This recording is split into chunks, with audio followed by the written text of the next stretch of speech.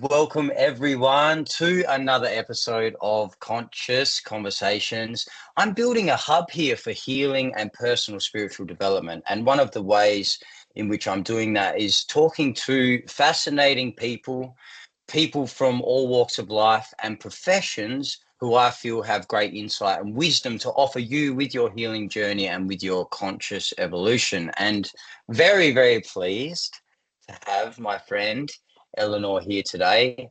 And I've been very, very lucky to work with Elinor for the last couple of years quite closely.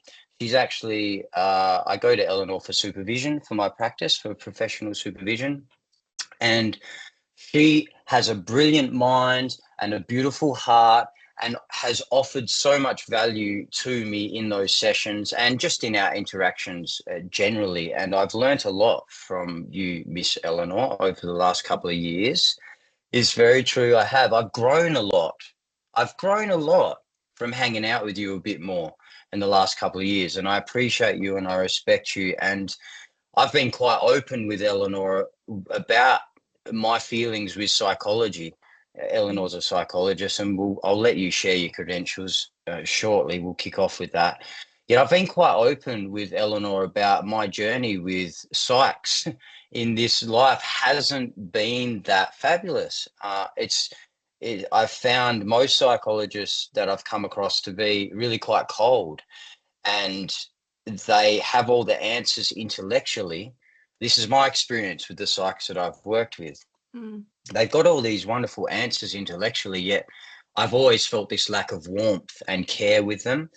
And for me personally, it's wonderful to have an understanding intellectually about why I am the way I am. And yes, this happened, which led to this, and then this, and then this, right? I've got that understanding. Yet for that final piece of healing to happen, there needs to be feeling involved. And I've just had experiences with psychologists that haven't held that really loving heart space. And there hasn't felt like that integration of mind and heart, which for me has been quite harmful.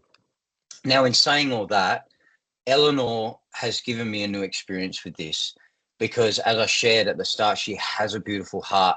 That love is there, and she has this wonderful intellect and ability to see things in ways that I don't. And so that's really hopeful for me. And you're one of two psychologists, Elinor, that I've met. There was a lovely gentleman on the Gold Coast who I interacted with for some time who just held this beautiful, loving space as well, which was nice. So it's hopeful. And look, that's just my experience. And I bet there is a bounty full of psychologists out there who have absolutely open hearts and bring so much love to their practices. It was just for me hitting these walls of finding people that finding ones that just weren't coming from that place. So lovely to have you on board, Elinor. Genuinely really pleased and curious and excited to just talk to you a bit more and go a bit deeper with you to find out what makes you tick and why you are doing the work that you're doing and everything about new psychology. So let's kick off by, why don't you share your credentials and tell the world who you are and what you're about? Gosh, well, thank you for such a lovely, warm introduction. And it is great to finally get here and be doing this together. And I also have benefited greatly from knowing you and working with you. So thank you. Thank you. And yes, I do apologize that you've had those experiences from my profession. And that's something we can talk about a little later. There's a lot in that that I'd love to unpack, because nobody goes into psychology for selfish reasons, really. If it was just monetary, you'd spend the time becoming a doctor or a psychiatrist or a plumber or something that pays. Yeah, tradesman these days, yeah. So there's some mismatch in the profession that people can start off so open-hearted and passionate and compassionate, and at some point in their careers be giving clients a very different experience. But for myself, I trained in psychology when I was, I think, 20, 21. I went to uni I had a couple of years off working, went to uni, got through my undergrad, and kind of came out going, "Whoa, I'm not well experienced." In fact, I had one lecturer who quite blatantly said, "What does an innocent have to offer?" And I was like, Yeah. "Ooh." But it Yeah. kind of resonated. So I went off and had some experience, gathered a lot of life experience, and did a lot of travel and read and explored and studied people always. Just, I think that's just been something I've done. um, and then I came back as a mature age student to do my clinical doctorate. The profession had kind of moved past the apprenticeship model to a more academic training framework. So I went to do a clinical doctorate, which was a big undertaking as a grown up, just to go back to study, to have to be pushed through all of the statistics and the research, and had some wonderful mentoring. I'm really grateful. I got some awesome clinical placements. It was a professional doctorate, not just research. So Yeah. Yeah. I met some wonderful practitioners who'd seen a lot and absorbed a lot of experience through that, working in psychiatric hospitals, and actually learned a lot working in aged care for a point there as well, and most things in between in the lifespan. So that's kind of my training. These days, I'm pretty much based in my private practice, and that's Hmm. a great luxury to be able to set up my own room and work from there, and do some clinical work and some supervision, which feels Hmm. very timely at this more mature end of life, to be passing on some of the learning. And Yeah. yeah. Lovely, Elinor. And I heard you say there, what's an innocent got to offer, and we can unpack that a bit later. I get that whole, oh, you've studied this, but you're still so young and you haven't had the life experience, and I Yeah. just get how that life experience mixed with the study just brings a whole different level of value to a practice like psychology. I get that. And I heard you say you were studying people. You're always studying people, and I'm really curious. When you were growing up, were you someone that knew that you wanted to be a psychologist straight away? Were you naturally intrigued by people and studying them? Like, what was that like growing up for you? I mean, to be honest, it was mostly just being me, although there was an age that I started to realize not everybody was having my experience. And Right. that actually became a little isolating, because I did what most kids do, and I decided that if other people were having a different experience, that potentially made my experience wrong. Uh-huh. Yeah. But yes, Yep. I was always curious, always watching. Some of the earliest bigger thoughts I remember having is, I would have been 3 or 4, I can tell by the house we lived in. I remember sitting at the kitchen table watching my grandma make scones, which she did nearly every day. And I was sitting there and I was going, well, if I was you, would I still feel like me? Or what would it feel like if Hmm. I was you instead of me? And Whoa. I know, Yeah. Whoa. Yeah, it's young to be yeah, it's a bit pondering out there, that. I think. Yeah. Did that continue, Ellie? Did you have a fascination growing up with analyzing or just thinking and pondering about how people ticked and what was going on? Do you feel like Yeah. that was a different experience for you to others? More drawn to like analyzing and pondering on what makes people tick? Yeah, I think it was a bit different. I mean, I've loved to people watch. I was the youngest child in my family. My parents had many siblings, and there'd be lots of visiting relatives. And I remember I would just sit there on the floor in the living room. I didn't necessarily want to go out and play with the kids. I'd sit with the grown-ups and I'd watch and I'd listen. And I'd maybe be learning to knit or crochet or something from one of the aunties, but I was always watching. And Yeah. it took a while to realize that the way I was seeing was of value as well. I think the intellect expressed in my family, the intellect around me were mathematical, engineering, physics kind of brains. Right. So, and it took me a long time to realize that I had intellect as well. It just expressed differently, and that what I saw as obvious and self-evident and playing out in relationships was actually not so obvious to everybody. So. So your parents were academic. Your family were quite educated. Is that your genetic line? Mixed in a way. Mum Yep. was a farm girl. She left school at 16 and Nice. just wanted to milk the cows. Nice. I love that. I do Intelligent, love that. compassionate woman. And she did Yeah. some study as an adult. She decided she wanted to give back, and the channel for her was to work through being a volunteer in hospitals and working with Nice. people who are near in palliative care, really. Yeah. So my dad was probably the more traditionally like book smart man. If it hadn't been occupied Holland that he was growing up in, he probably would have, completed degrees and stuff. But Sure. the family obviously immigrated to get away from what was happening at the tail end and aftermath of World War II. So Sure. So not the opportunity there for him. not really. And I think that was a bit of frustration, but then a great sense of pride when both their children did go on to do postgraduate Nice. study. There's photos of them with their chest puffed out at graduation. Sweet. Nice. Yeah. Nice. I feel the love in that. Yeah, there Awesome, was. Ellie. Yeah. Hmm. Hey, take us to that point where you were like, oh, I'm going to go study it. I'm going to go study psychology. Do you remember that point in time? I remember distinctly the depression that preceded that. Really? Once you made the decision? Well, I didn't know it existed as a profession. I mean, we're going back a few Whoa. decades here. Yeah. So there weren't shows like Frasier or whatever else and that you didn't see that as an option, really.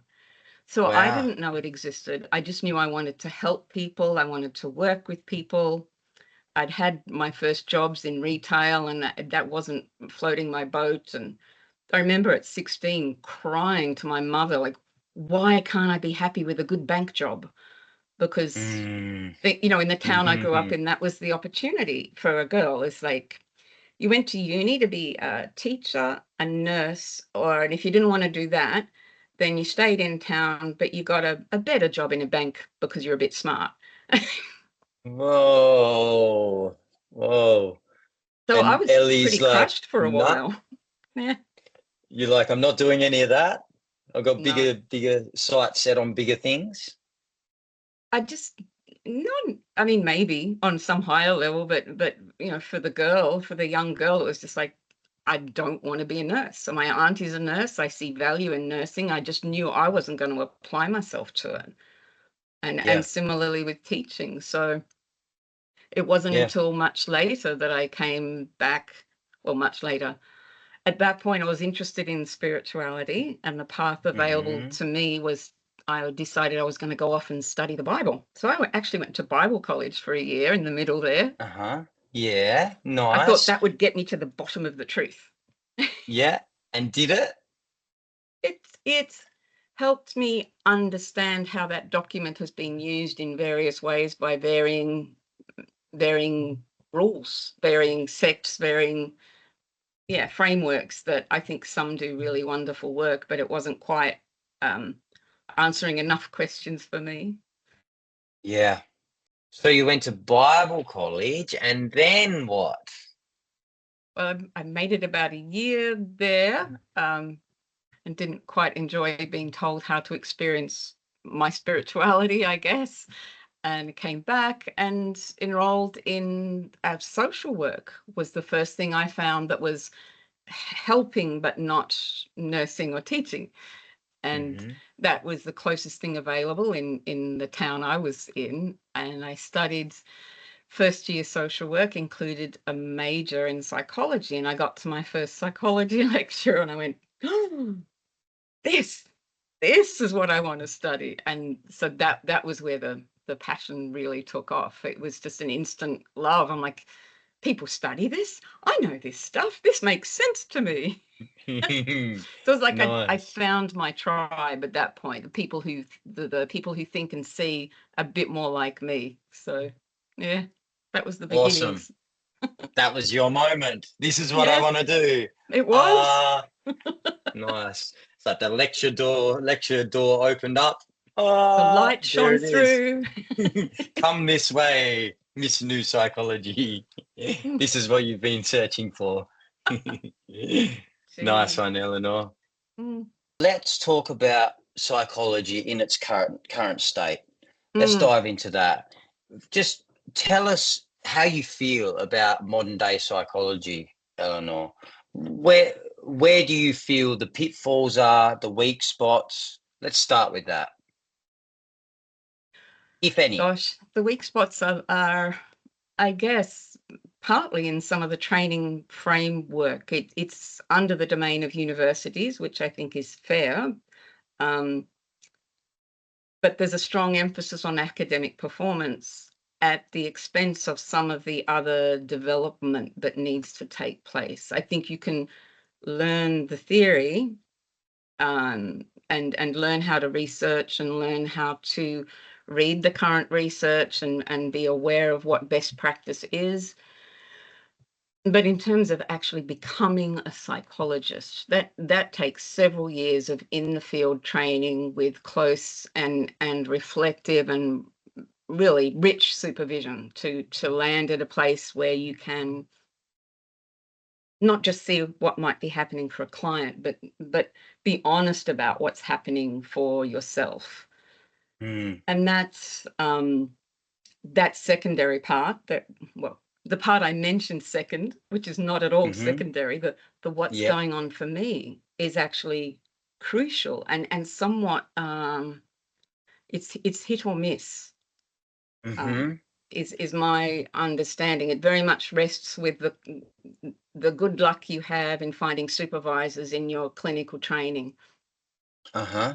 And it's not so. In order to be a good psychologist, you have to be aware of the client, be aware of yourself, and be aware of the space you're co-creating and what's in the middle there. And this would be a lot of, Mm-hmm. what Freud brought to our attention in terms of transference and countertransference and the whole relational aspect of being in the room with somebody. Mm-hmm. And that's rich, and you don't know Mm-hmm. how you're going to feel until you're in those situations, and you need to be able to acknowledge what you're feeling. Mm-hmm. So So you feel, keep going, keep going. well, I think part of the current gap is the first supervisory experience most trainees have is incorporated at their university. Now, the precursor to that is this in university climate is such that it's highly competitive. At the moment, more people want in the profession than there are places in the unis, and unis quite naturally weed people out by just taking the top, 5 to Right. 10%. The top 5 to Yes. 10% get interviewed for the opportunity to study further.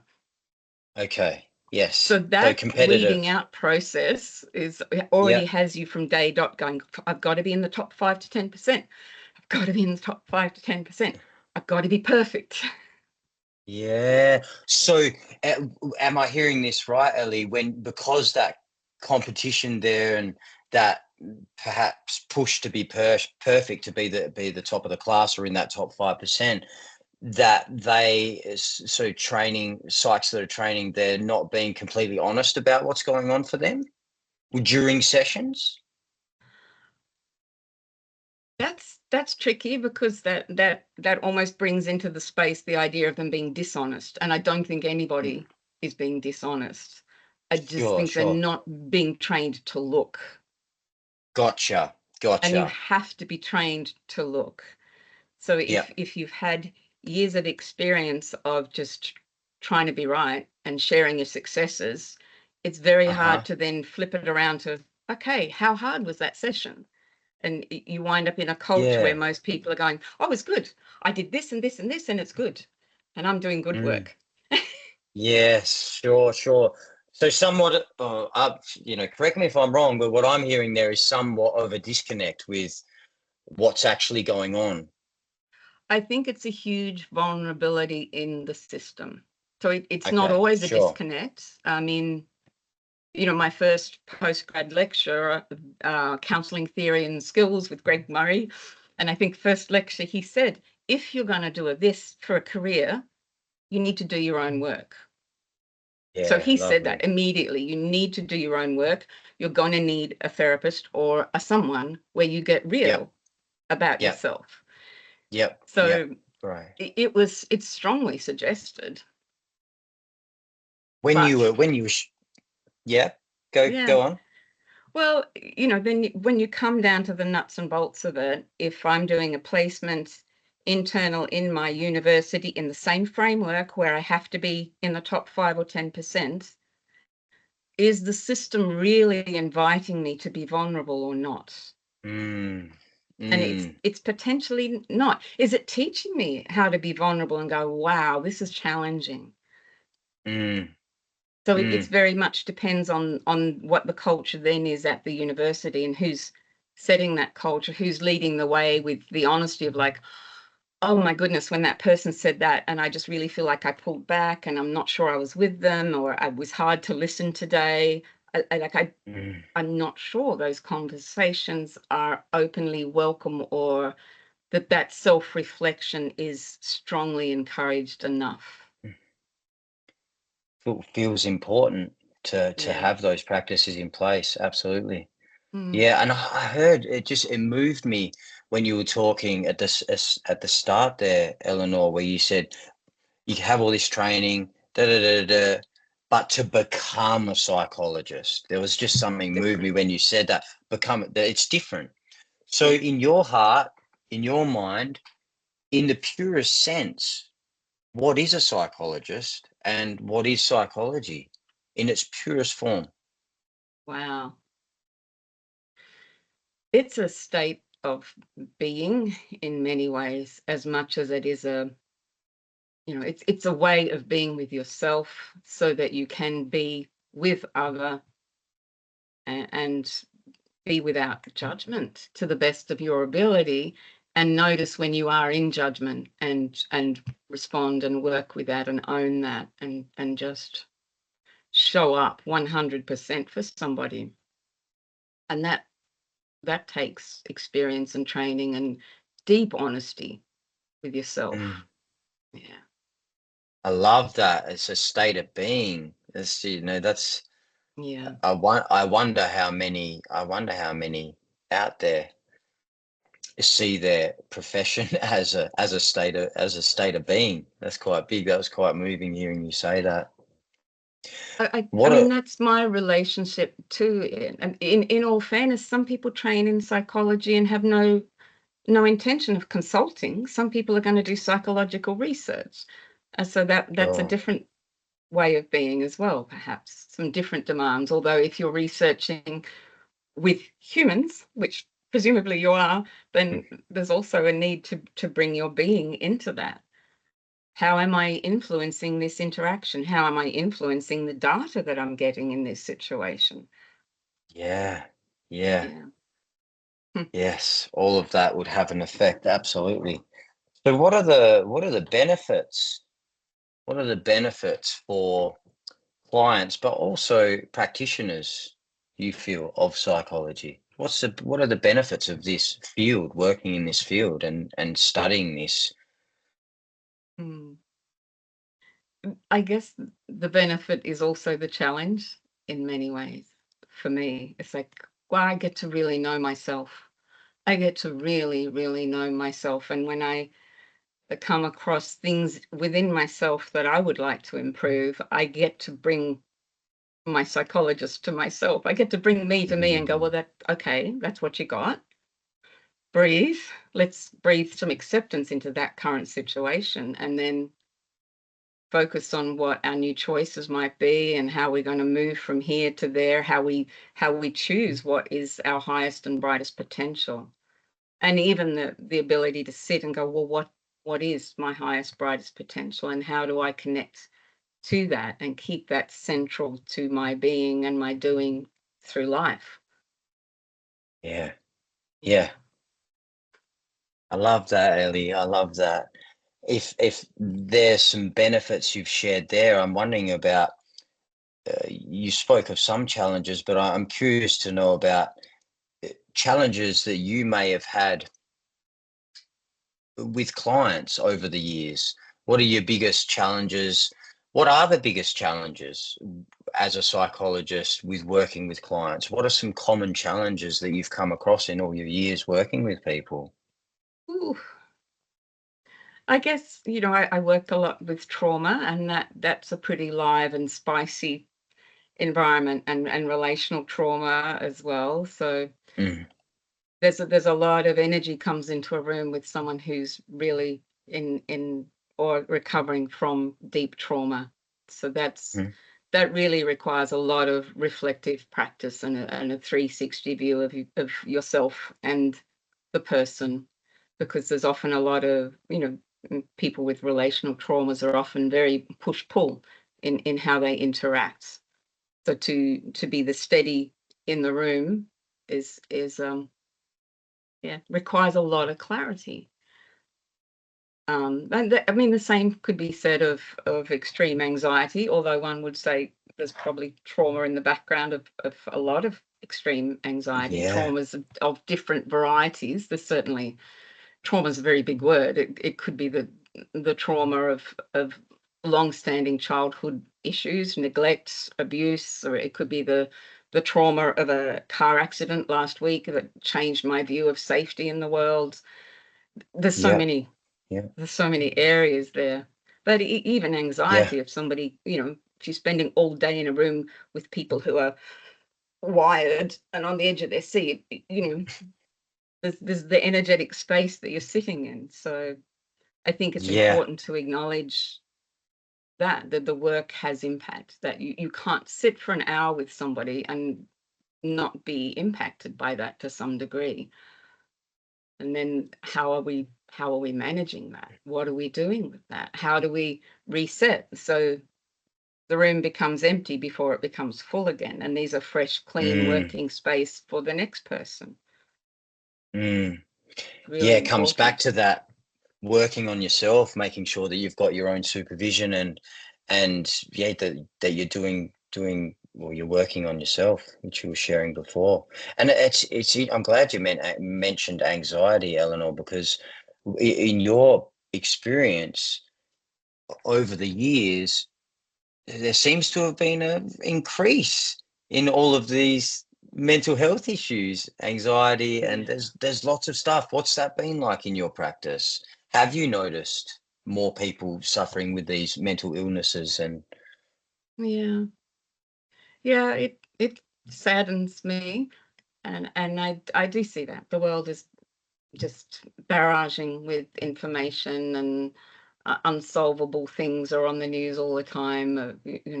To I remember speaking to an old lady who the biggest intervention we did actually at one point was found out that she'd been watching the 10 o'clock news and then expecting herself to go to sleep.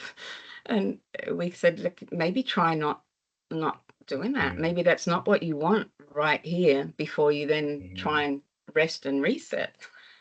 yeah, yeah, So yeah, it's pretty full on, to be honest. And people seem to be somewhat removed from the things that help them kind of separate from the anxiety, to kind of cleanse and reset and ground and be present and let go of what isn't actionable, and bring their best to calm that. It seems like that central nervous system is under barrage a lot.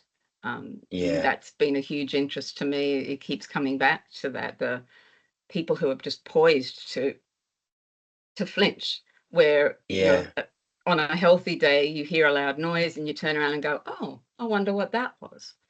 But yeah, when the system is fried, you hear a loud noise and you jump 2 inches out of your chair, and you're having yeah, a heart reaction. So that's not helpful. Yeah, not helpful at all. And there's so much stimulation all the time as well, Eleanor. So I feel a lot of Yeah. people are a little bit tense in the modern Oh, world. There's so much. They're busy, busy, busy, stimulation, stimulation, yeah. stimulation, bombarded by all this stuff on the media and social media, and yeah, it seems like stress management could Yeah. be done And better. that filtering really, I was Yeah. actually just reading a book called The Anxious Generation. Jonathan Haidt has put together a whole bunch of research that links the decline in youth mental health pretty much to the emergence of the smartphone. Uh-huh. And because it's just it's right there, the pressure to remain connected, the fear of disconnecting is intense, and we see that the rise of youth anxiety is, yeah, a big spike since then. So tricky. Yeah, that's noticeable. And yes, tricky. It's tricky times. What's the you mentioned clearing the space in your office between sessions and Mm, making sure that's all reset. Did you want to share your process of doing that, Eleanor, and how yeah, important that is so there's not stuff sure. lingering? Yes, yeah, I definitely feel that and feel the importance of that. And to be honest, I think most of us do. There's a point at adulthood, I think, that we rule out what isn't immediately bombarding our five senses sometimes, which is a shame. But you'll see it with children and animals who are more in touch with what they're sensing. And it's an energetic component basically. And you can Mm-hmm. say this to I can talk quite easily and openly to children about this because they Mm. understand and they don't think it's woo woo. You can say Yeah. to a kid, you know, if you walk into a room where two people have had an argument and they've stopped, you can tell. Yeah. You can smell it as clearly as you could smell if somebody farted in the room. Yes, yes.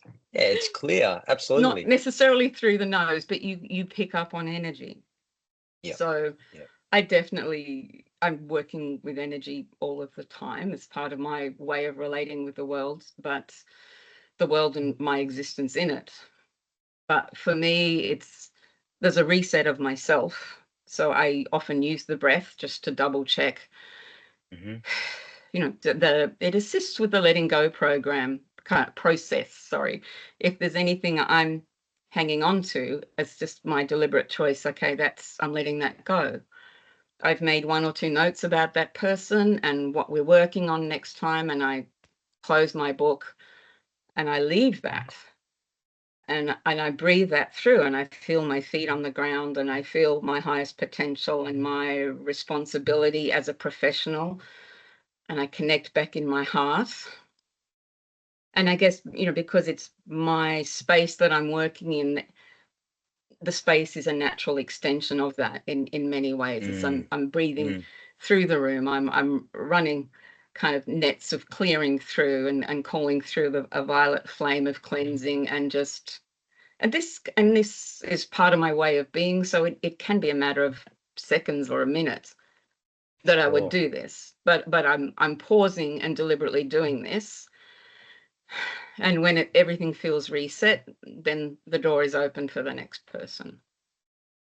Oh, that feels so important, Eleanor. If you were seeing 5, 6, 7 clients in a day, or even 3 or 4, whatever it is, it just feels so important because it could just get so murky, and then you're not bringing yourself in the highest, clearest way to the next client. So that just Yeah. feels like such important practice to make sure that you're not only reset yourself, but the spaces are also reset and cleared. Yeah. It's a responsibility. It's Mm. I think it was Carl Rogers that said that the psychologist is the instrument. Um, a surgeon has a scalpel and they have all these things, and you fully expect that all of that stuff is getting sterilized before it comes Yeah. anywhere near the next body. Yeah. Yeah. And to my way of thinking, my energetic hygiene, my clearing process, that's me sterilizing the space before someone else steps into it. So beautiful. I love that example. It's just as soon as you said that's like bing, that's exactly it. What a no wonderful. I need for love Carl Rogers. cross-contamination. No, exactly. We don't want. It's hard enough dealing with our own stuff. We don't want everyone else's stuff in the space. Have to say, Carl Rogers, such a beautiful man. I love his work so much. Yeah. So, Miss Elinor, Freud, Jung, what have you got to say about those ones? Warnings, inspirations? Let's talk about that. Gosh. All right. How long have you got? This could be 4 episodes just on this question. I'm deeply, deeply grateful to both of them. More so as I've gone along and matured in the profession and the work, and I think had more time for reading more broadly on history rather than just psych, to look at that in the historical context. They're incredible visionaries, and not without. There's definitely some cautionary stuff there, as there is with anybody. This is a kind of place where we learn by trial and error. So I get to learn from their trials and errors, and be the best that I can be. But I mean, Freud, what a heavy mantle. He was, before Freud, you could talk to the doctor, maybe. You could talk to the priest, maybe, if you were religious. You getting different kinds of judgments from each of those people from their own framework. Or you could wind up in Bedlam, where people, you literally would be hosed down with a cold hose, and people would buy tickets to come and watch the crazy people and laugh at them. Wow. That was a thing, Ellie? That was a thing. What? Yeah, mental illness, if it wasn't being well covered by affluent families, then yes, it was death or part of a sideshow or something. And bear in mind, mental illness at that point could be a woman refusing to partake in the right marriage for the family. Oof. Or yeah.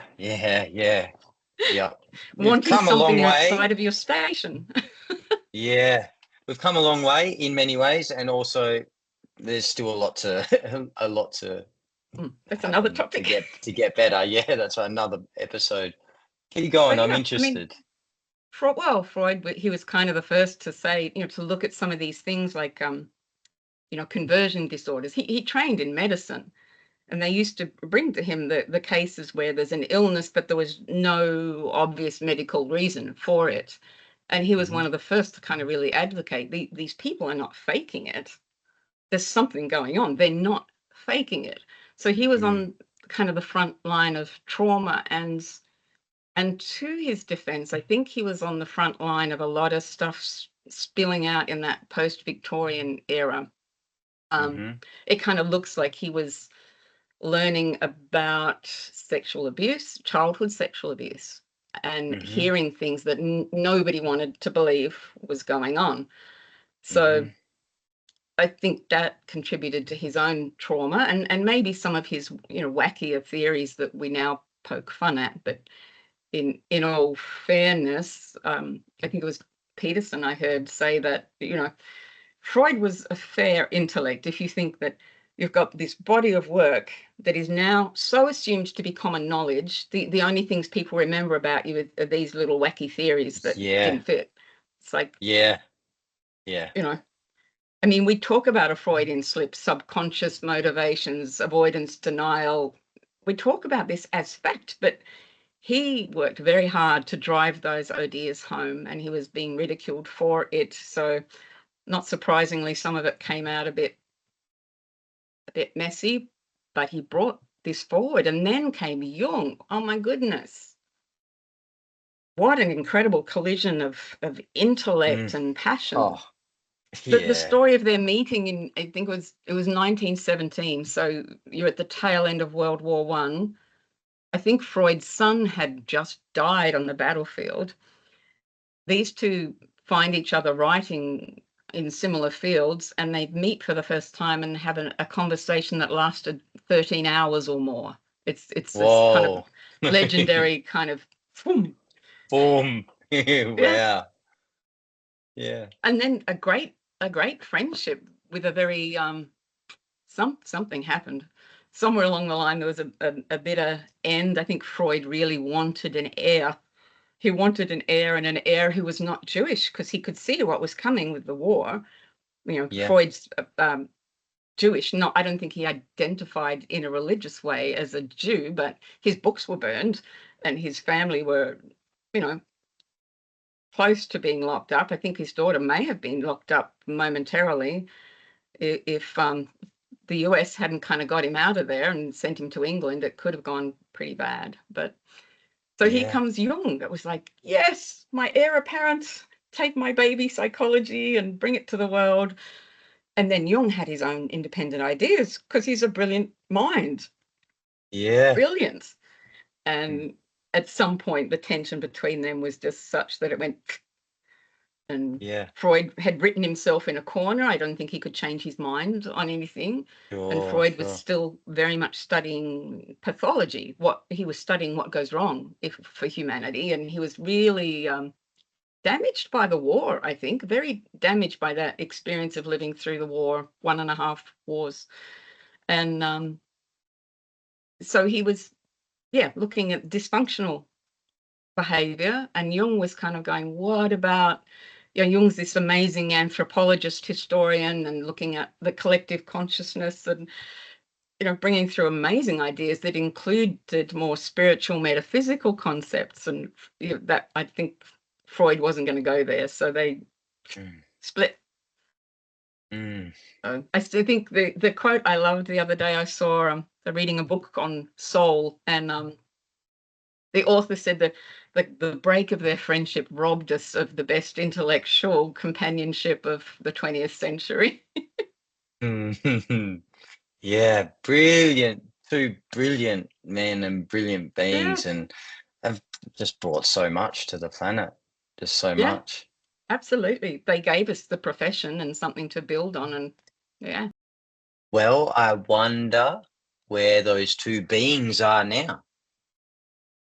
indeed. Indeed. I don't think they're done. I think their energy is No. still running through the profession. I think Absolutely. the psychology science kind of took over so much, wanting to be a hard science, that we stopped exploring a lot of what they would have taken us to. But it hasn't necessarily been absent. There've been quieter figures.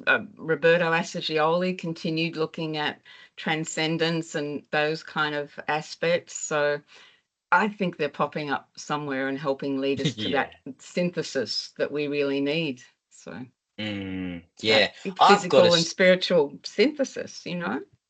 Yeah, absolutely. That mind, body, spirit approach. For you, what's different about new psychology? Like, what's new about it? Primarily this acknowledgement, I think this push to know self, to really know self, which is new and not new, because that's been attributed to, I don't know, way back. Early philosophers have said know thyself. Even Freud said know thyself. To join the psychoanalytic society, you had to be in psychoanalysis yourself. There would be anyone who wanted to do the profession was spending at least an hour a week on the couch themselves, going through their own psyche. So that is part of it. And for me, it's a little more in the direction of acknowledging the self as more than just body, emotions, and thoughts. I'm interested in where we extend beyond there in terms of consciousness and what that is. What Mm-hmm. that is, how this soul evolution plays into my experience here and now. What Mm-hmm. is the bigger picture of how I am becoming the best that I can be? And Mm-hmm. I don't think that can be ignored at all. And I see more and more people acknowledging that. So in Mm-hmm. a secular and non-religious framework, I guess is the thing. I'm not talking necessarily about soul as might be defined by one of the major dogmas.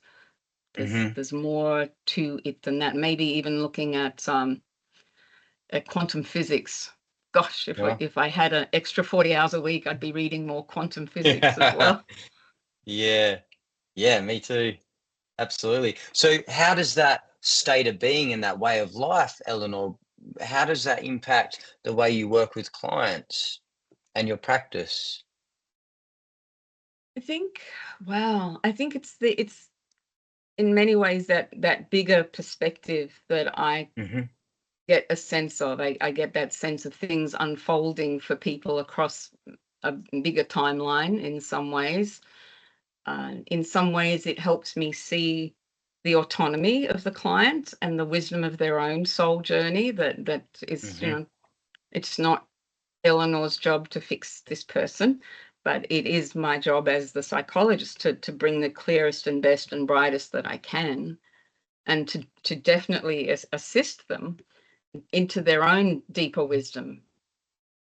Yeah, So yeah, yeah, lovely. And just hearing you share that, Eleanor, that is what was missing with my experiences with psychologists, which I was sharing at the start. mm, That was what it was. That's what felt a lot of what you're sharing was missing there. yeah, And do you, you said at the start there that we could unpack that a little bit. Can we talk a little bit about that feeling that I was bringing about some yeah. psychologists being cold, and you were saying, well, no one goes into psychology wanting to be No, that. It's such a service based giving back and helping yeah. profession. So wrong for some, or what? Just give me your perspective on all that. Yeah, there's a few things. There's knowing yourself in your best and being able to hold some self-loving boundary around that, some commitment to bringing and being your best. So firstly, we need to do the work so we have some sense of what that is. When am I my best and brightest? What does that feel like? And please let me know, like a mozzie zapper in my field, let me know when I'm drifting off because I want to course Mm-hmm. correct. So for me, Mm-hmm. drifting off is giving into somebody's pressure to be fixed because people show up sometimes in quite desperation. Fix Mm. me. Or their parents or Yeah. loved ones show up like, here, fix my husband, fix my child. Yeah. And even when it's not spoken, that can be a lot of pressure, a lot of energetic pressure. Why am I still depressed? What I why what are you Mm. doing about it? Because a lot of Yeah. people have fallen into this what we would call an external locus of control. They're like they pull into the psychology office like you take your car into the mechanic shop. Yeah, sure. It's, Right. Just turn some things, tighten some things, let and me I'll be just better. pop the hood and we'll Yeah. tinker around. Yeah. So I mean, we're joking about it, but that's often there, unspoken or spoken. If it were that spoken, of course, the average therapist is going to go, no. Yeah. But Yeah. it's energetically present in ways that can lead, particularly junior professionals, to be scrambling. Am I helping them? Mm. Am I to be in this nervous questioning? I've got to do something space. So that's when Mm. their heart, they're disconnected from heart. They are activated in their own nervous system. They might not be aware of it because if you're running on adrenaline all day long, you don't necessarily, that could be normal, you know. Mm. Yeah. So that's Yeah. that's part of it, is that pressure to fix is at play. So there, how do I fix you? What intervention do I offer? What Yep. strategy do you need? Yep. And those are useful questions and parts of the job, but they are just like something in the doctor's kit. They're not the job. The job is, hi, how are you? What's going on? What's really going on? How you doing? What's not Mm. working for you? How can I meet you there? How can I demonstrate to you what it is to accept the current situation with full compassion, without any judgment, but also help you bring about the change that you're obviously here to discuss and explore. Yeah. And that awareness that this person knows themselves better than I do. I have a different vista because I'm not on that playing field, but they also know themselves far better than I do. So, for the therapist, it's the pressure to fix that can be explicit or implied. And then there are other things that will add to that. If you're carrying that all day long, you're going to burn out. You will Yeah. heart disconnect. The ones Yeah. that you are talking of are probably what I would consider cases of compassion fatigue. Sure. Sure. Maybe they've cared so much for so long that they've just something's a bit meh. Yeah, Yeah, that makes sense. Yeah, because you're you know, hearing about often the same things all the time. So I get that it could get to the point after 5, 10 years of being like a bit like, here we are yeah. again. Compassion fatigue, vicarious trauma, or the need to fix, or the need to, or I feel good when I fix, or Yeah. I need to know you've had a good session, so I'm pushing that at you, so you'll reflect that to me, so I can go, ha, I'm a good girl. Yeah. So There's, much, so much at play. So much at yeah, play.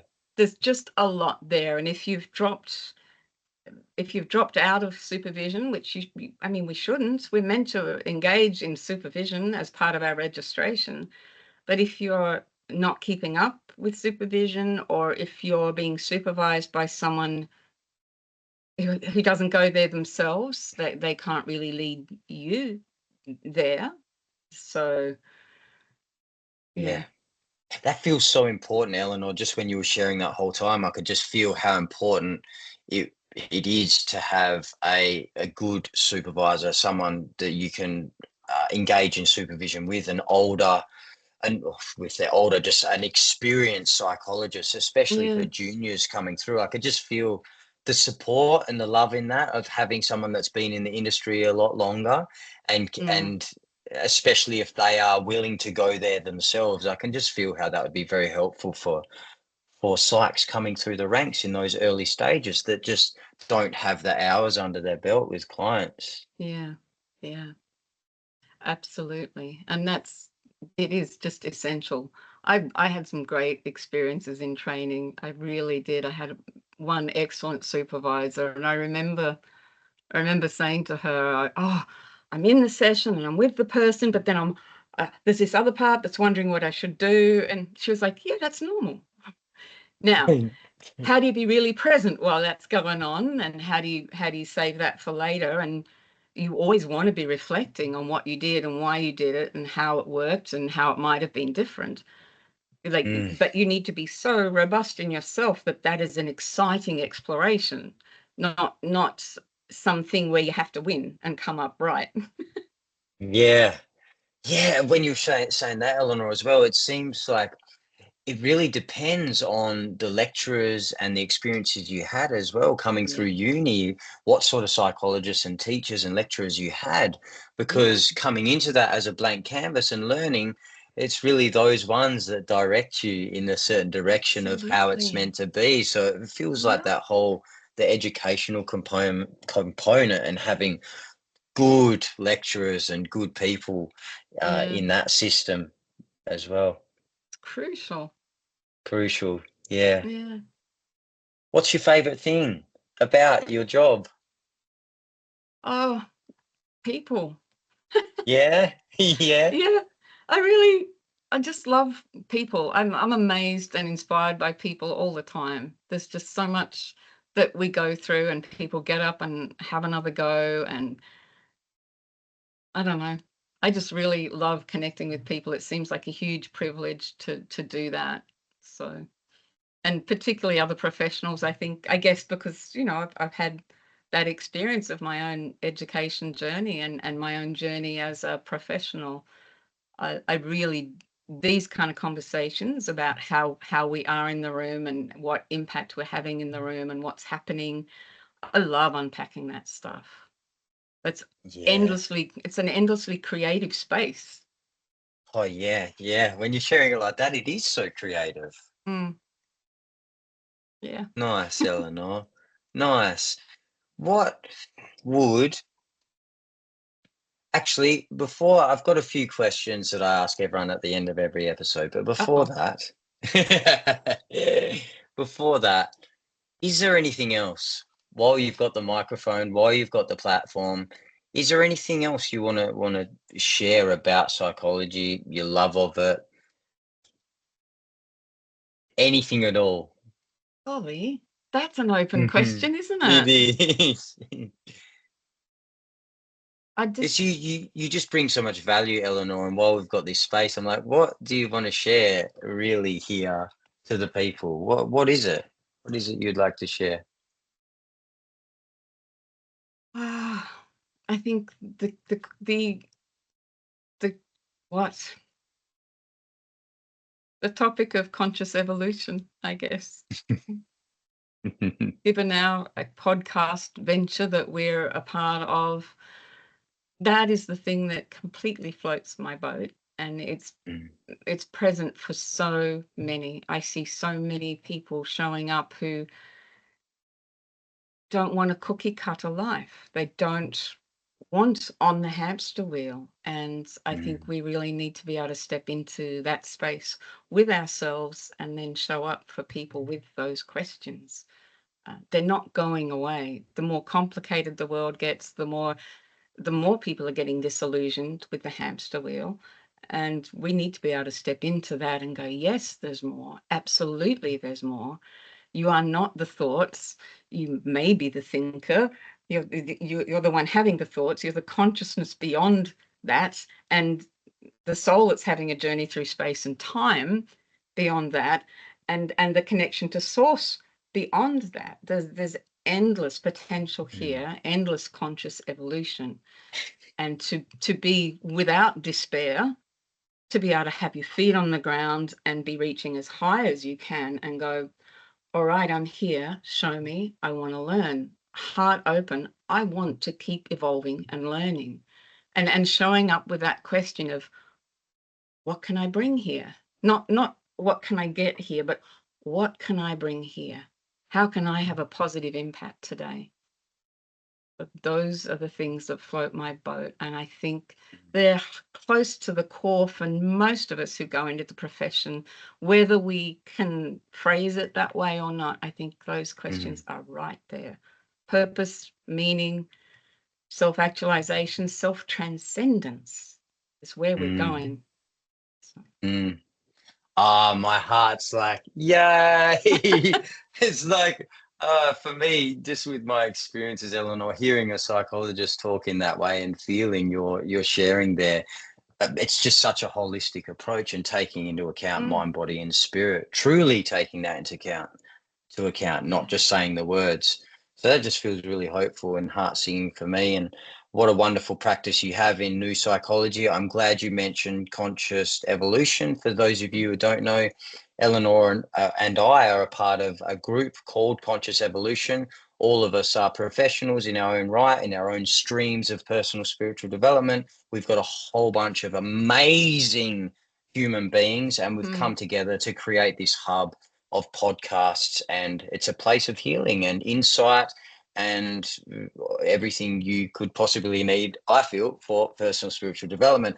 I said in my intro to Conscious Evolution on my own channel, Eleanor, that if you can't find the answer you're looking for in amongst these 12 people, then I'm not sure where you'll find it, because we cover a lot of bases. So I would yeah. absolutely encourage everyone to check that out. I'll leave the details in the description below.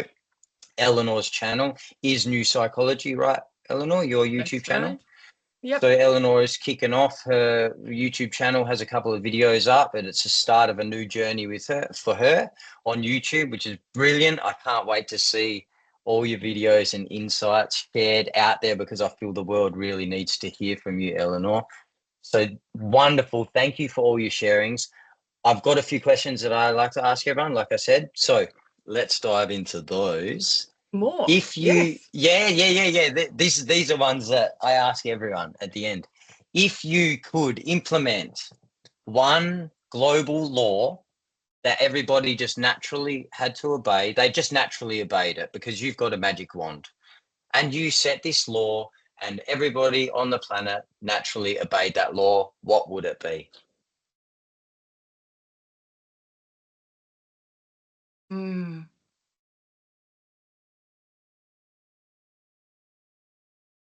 love yourself? Oh, I mean, yeah. Let's just go direct. Yeah. Really, though. And Yeah. that's a very big L. That's not Yeah. That's capital letters. like the wisest parent on the earth. Love yourself unconditionally and don't take any rubbish from yourself, because that's what loving yourself is. Mm. Awesome. Thank you. Haven't had that response and love it. Love it. So also, Miss Elinor, if you could only remember one thing from this life, one lesson, if everything else was erased, what would you take into your next life if there was only one thing? Oh my goodness. That I'm not alone. Oh.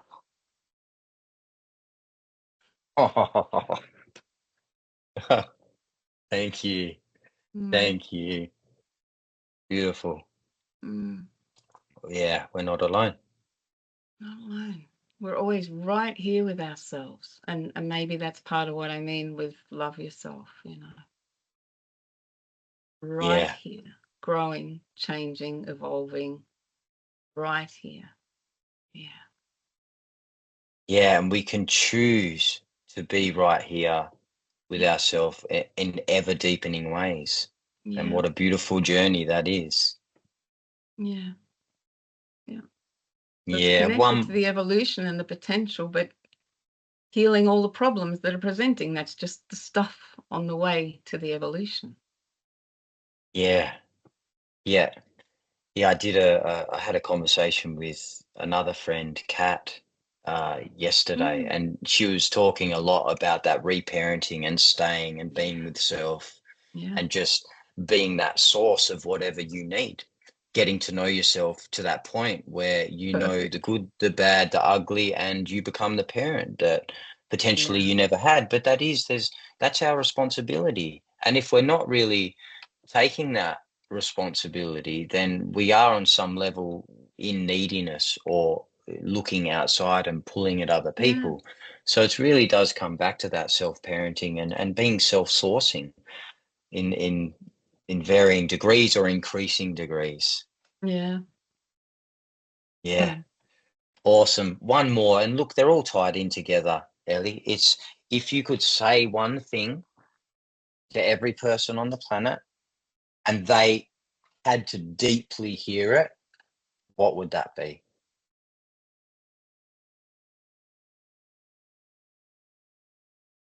Mm. It all works out fine in the end. And if it's not fine, it's not the end. Oh, oh, that's a mic drop. Oh, that boom. That's so good. Thank you very much, Eleanor. That's so good. Thank you very much. Is there anything you want to share before we wrap up? The last comment would be to follow on from what you said. If you can't find your answer already on conscious evolution, then post the question and one of us will do a video on Yeah, absolutely. it. Oh, I love that. Post a question.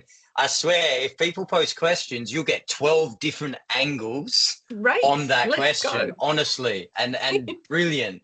And brilliant. And all of us are so different on so many, we're so different, but we're so the same at the same time.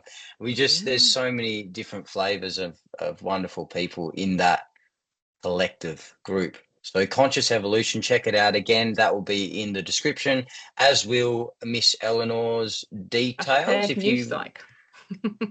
yeah, is that what it is? Yeah. Awesome. So I'll put all that in the description, guys. If you want to get in touch with Elinor about sessions or want to know more about what the work she does, you can get in touch with her through those channels. Lots of love, people. Stay bright. Remember, never, ever, ever give up, and let's change this planet.